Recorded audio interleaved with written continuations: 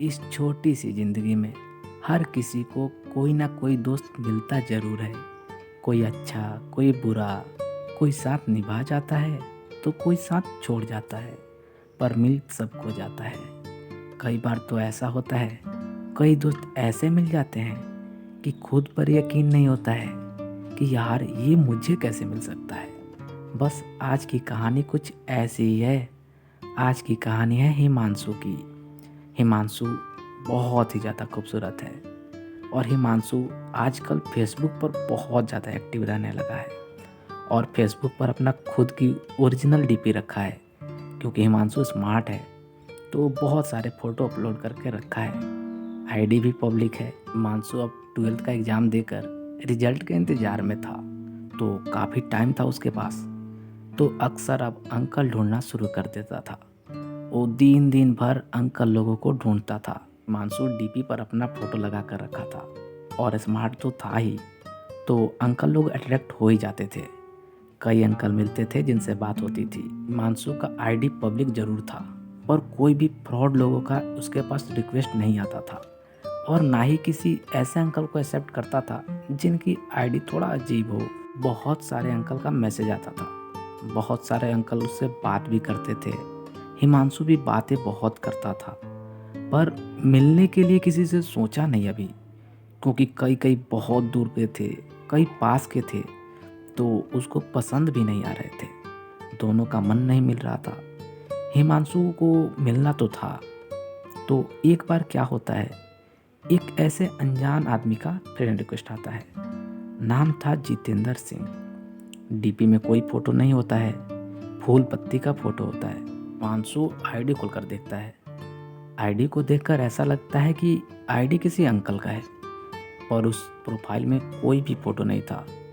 हिमांशु सोचता है कि एक्सेप्ट कर लेता हूँ। हिमांशु ने फ्रेंड रिक्वेस्ट एक्सेप्ट कर लिया। उसके बाद मैसेज भी उधर से आता था, कभी कभी हाय हेलो आ जाता था रात के वक्त, पर हिमांशु उसको रिप्लाई नहीं दिया करता था। हिमांशु को लगता था पता नहीं कौन है, और उसको ये इस चीज़ का विश्वास नहीं था कि ये अंकल का ही है, मतलब वो कंफर्म नहीं था। तो ऐसे ही छोड़ देता था। अक्सर मैसेज देखता, छोड़ देता। कभी कभी गुड मॉर्निंग भी आ जाया करती थी। लगभग महीने दिन से उस पर हमेशा आता था। गुड मॉर्निंग तो लगभग डेली आता था। कुछ दिनों से उधर से मैसेज आना बंद हो गया। तो अब हिमांशु नोटिस करने लगा कि इस आईडी से पहले डेली रेगुलर मैसेज आता था, लेकिन अब आता नहीं है। तो हिमांशु को अब लगा कि मैं ही कर देता हूँ। तो हिमांशु ने इधर से गुड मॉर्निंग मैसेज किया। मैसेज सीन नहीं हो रहा था। करीब एक दिन बाद रात के वक्त मैसेज सीन हुआ। तो उधर से रिप्लाई आता है, क्या बात है, एक महीने बाद रिप्लाई दे रहे हैं। तो हिमांशु बोलता है कि नहीं, वो मैं आपको जानता नहीं हूँ और आपके प्रोफाइल पर फ़ोटो भी नहीं है, डीपी नहीं है, तो मैं आपको पहचान नहीं पा रहा हूँ, इसीलिए आपको रिप्लाई नहीं दे रहा हूँ। तो उधर से मैसेज रिप्लाई आता है कि ऐसा भी तो हो सकता है कोई आपका दोस्त हो। हिमांशु बोलता नहीं, मेरा अगर कोई ऐसा दोस्त होता तो मुझको कॉल कर लेता। तो फिर बातचीत शुरू हो जाती है। अगर सच पूछे तो हिमांशु को कोई इंटरेस्ट नहीं था उनसे बात करने का, पर हिमांशु को पता नहीं अंदर से कुछ लगा जिससे चलते वो बातें कर रहा था। शायद टाइम पास ही कर रहा था। सोचा था कि आज बात करके देख ही लेता हूँ कि कौन है। तो बात शुरू हो गई। थोड़ा बहुत बातों से पता चल रही थी कि सामने वाला अंकल है। तो हिमांशु डायरेक्ट कोई भी बात करना नहीं चाहता था। तो हिमांशु ऐसे ही बातों बातों में पूछा कि आप बता तो दीजिए, आपकी उम्र कितनी है। तो सामने वाले बोलते हैं कि उम्र जानकर क्या कीजिएगा। तो हिमांशु बोला कि अरे, अगर मुझको उम्र पता चलेगी तभी तो मुझे पता चलेगा कि सामने वाला मतलब मेरे उम्र का है या फिर मुझसे ज़्यादा उम्र का है। अगर दोस्ती करनी ही है तो सामने वालों के बारे में पता तो होनी चाहिए कि मैं बात किससे कर रहा हूँ, अपने से बड़े उम्र से कर रहा हूँ या फिर अपने उम्र वाले से कर रहा हूँ। तो उधर से रिप्लाई आता है कि क्यों, अगर कोई आपसे ज़्यादा उम्र का होगा तो दोस्ती नहीं कीजिएगा क्या। तो हिमांशु बोलता है कि करूँगा, क्यों नहीं करूँगा, पर पता तो होना चाहिए ना मैं बात किससे कर रहा हूँ, सामने वाला कोई लड़का है, कोई आदमी है। तो उधर से रिप्लाई आता है कि लड़का तो नहीं हूँ मैं, लेकिन हो सकता है अगर मैं अपनी उम्र बताऊँ तो आप मुझसे बात करना बंद कर दे। हिमांशु बोला कि नहीं, ऐसा कुछ नहीं होगा, आप बताइएगा तो मैं बिल्कुल भी अगर दोस्ती नहीं तोड़ूंगा। तो उधर से रिप्लाई आता है कि मैं ओल्ड हूँ, मुझसे दोस्ती कीजिएगा आप। तो हिमांशु बोलता हाँ हाँ क्यों नहीं करूँगा, बिल्कुल करूँगा। अब हिमांशु बात बात पर फ़ोटो मांगा करता था, बोल रहा था कि आप अपना फ़ोटो तो भेजिए या फिर वीडियो कॉल कीजिए, पर उधर से बोल रहे थे कि नहीं, मैं अपना चेहरा भी नहीं दिखा सकता। हिमांशु गुस्सा हो गया, बोला कि ठीक है फिर मैं बात नहीं करूँगा। उधर से रिप्लाई आया ठीक है कोई बात नहीं। तो बातचीत बंद हो जाती है। 2-3 दिनों तक कोई मैसेज नहीं आता है, न इधर से न उधर से।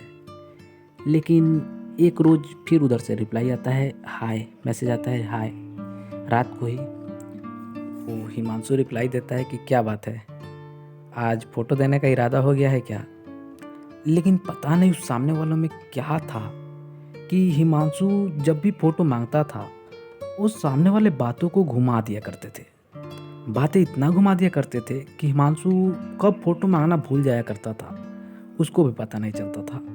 लगभग आधे घंटे तक बातें हो जाया करती थी। फिर हिमांशु को याद आता था कि अरे मैंने फ़ोटो तो मांगा ही नहीं। फिर वही चीज़, फिर हिमांशु फ़ोटो मांगता और वो मुकर जाते। अब बार बार ऐसा ही हो जाया करता था। हिमांशु को गुस्सा आता था, पर वो बातें करने का जो तरीका था वो हिमांशु को अट्रैक्ट कर लेता था। बार बार हिमांशु गुस्सा होता, लेकिन पता नहीं क्यों हिमांशु रिप्लाई क्यों दे रहा था, ये बात हिमांशु को भी नहीं पता थी। एक दिन हिमांशु बोलता है कि ठीक है आप अपना फ़ोटो तो नहीं दीजिएगा, नंबर तो दे सकते हैं आप अपना व्हाट्सएप का। तो फिर उधर से रिप्लाई आता है कि मैं सब दूंगा धीरे धीरे, आप बस बातें तो करो मुझसे, मैं आपको फ़ोटो भी दूंगा नंबर भी दूंगा। हिमांशु फिर गुस्सा हो जाता है और ब्लॉक कर देता है।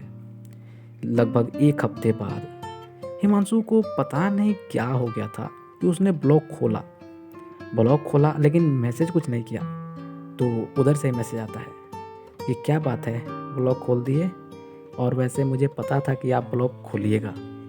हिमांशु बोला कि आप मुझको परेशान क्यों करते हैं। तो उधर से रिप्लाई आता है कि मुझे अच्छा लगता है।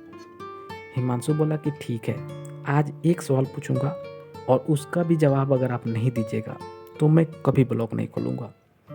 तो उधर से रिप्लाई आता है कि हाँ ठीक है पूछिए। हिमांशु पूछता है कि आप कहाँ से हैं ये तो बता सकते हैं ना। तो उधर से रिप्लाई आया कि मैं आपसे 800 किलोमीटर दूर हूँ। हिमांशु को लगा कि फिर तो अब ब्लॉग करना बनता ही है, अब तो कोई फ़ायदा नहीं है उतना दूर। फिर उधर से रिप्लाई आता है कि वैसे मैं आपके आसपास का ही हूँ, लेकिन रहता हूँ 800 किलोमीटर दूर, और देखा जाए तो दोस्ती में दूरियां मायने नहीं रखती। हिमांशु को पता नहीं क्यों उनकी बातें खींचती थी। ऐसे फिर हिमांशु बोला कि कोई बात नहीं, अब बातें करता हूँ, देखता हूँ कितना बातें कर सकते हैं ये। हिमांशु बातें करना शुरू कर देता था और हिमांशु उनको कुछ समझता ही नहीं था। जैसे कि मान लीजिए किसी से अक्सर किसी दूसरे आदमी से चैट कर रहा होता था, तो जब वो मैसेज करते थे तो हिमांशु बोलता था कि हाँ अभी मैं 4 आदमी से बात किया हूँ, 5 आदमी से बात किया हूँ। ऐसे ही झूठ भी बोलता था कि आज मैं ये किया हूँ, मतलब झूठा कि अभी रिप्लाई नहीं दूंगा, मैं किसी और से बात कर रहा हूँ। वो भी बोलते थे ठीक है आप जब फ्री हो जाइएगा तब मुझसे बात कीजिएगा। हिमांशु को लग रहा था कि भाई साहब ये आदमी है कौन, क्यों इसको कोई भी दिक्कत नहीं होता है। और दोनों का बातचीत का सिलसिला लगभग 4-5 महीनों से चल रहा था। इतने दिन हो गए थे। हिमांशु बोला कि अगर आप मुझसे वाकई में प्यार करते हैं तो आप अपना नंबर दीजिए, वरना मैं समझूंगा कि आप कोई लड़का हो और टाइम पास कर रहे हो। अंकल बोले कि ठीक है, 1 घंटे बाद मैं आपको वीडियो कॉल कर सकता हूँ, आप वीडियो कॉल कर लीजिए।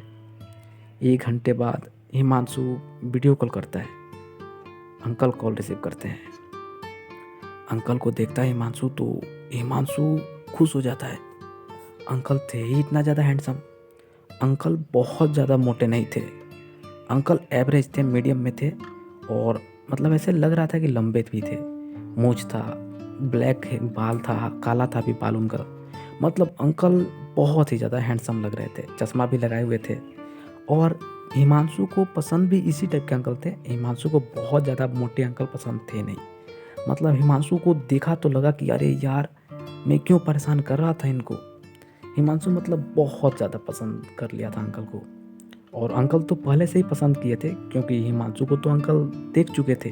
कहानी का पार्ट 2 आएगा और बहुत जल्दी। ये मेरा वादा है, 24 घंटे के अंदर आपको पार्ट 2 मिल जाएगी। आपका अनिकेत मिलता है बहुत ही जल्द। बाकी आप लोगों को लव यू।